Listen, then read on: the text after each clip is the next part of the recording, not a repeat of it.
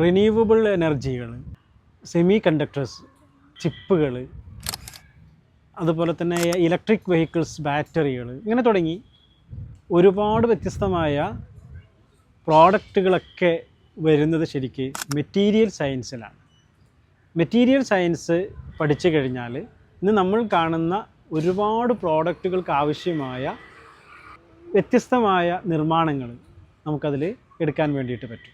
വിവിധ മെറ്റീരിയൽസുകൾ എന്ന് പറഞ്ഞാൽ ഇപ്പോൾ മെറ്റലുകൾ, അതുപോലെ പോളിമറുകൾ, സെറാമിക്കുകൾ, ഇങ്ങനെയൊക്കെ തുടങ്ങിയ അതിൽ നിന്നൊക്കെ ഉൽപ്പാദിപ്പിക്കാൻ പറ്റുന്ന, നിർമ്മിക്കാൻ പറ്റുന്ന ഒരുപാട് പ്രോഡക്റ്റുകൾ. ഇപ്പോൾ ഈവൻ ബാറ്ററികളായി ഇലക്ട്രോണിക്സ് ഉപകരണങ്ങളായി കഴിഞ്ഞാലും, അതുപോലെ തന്നെ സെറാമിക് പ്രോഡക്റ്റുകളായി കഴിഞ്ഞാലും, മീൻസ് ഫാഷൻ ഡിസൈനിങ് മേഖലയിലേക്കായി കഴിഞ്ഞാലും, ഗ്ലാസ് നിർമ്മാണമായി കഴിഞ്ഞാലും ഒക്കെ വ്യത്യസ്തമായ പ്രോഡക്റ്റുകൾ നിർമ്മിക്കണമെങ്കിൽ ഉണ്ടാകുന്ന അസംസ്കൃത വസ്തുക്കൾ, അതെല്ലാം മെറ്റീരിയൽ സയൻസിലാണ് വരുന്നത്. ഈ മെറ്റീരിയൽ സയൻസ് എന്ന് പറയുന്ന കോഴ്സ് സയൻസ് എടുത്തു കഴിഞ്ഞ ആളുകൾക്ക് പഠിക്കാൻ പറ്റുന്ന ഒന്നാണ്. പ്ലസ് ടുവിലൊക്കെ സയൻസ് എടുത്തു കഴിഞ്ഞ ആളുകൾക്ക് ഈ മേഖലയിലൂടെ പഠനം കൊണ്ടുപോവുകയാണെങ്കിൽ ഒരുപാട് ജോബ് ഓപ്പർച്യൂണിറ്റീസാണ് നമുക്ക് കാണാൻ വേണ്ടിയിട്ട് പറ്റുന്നത്.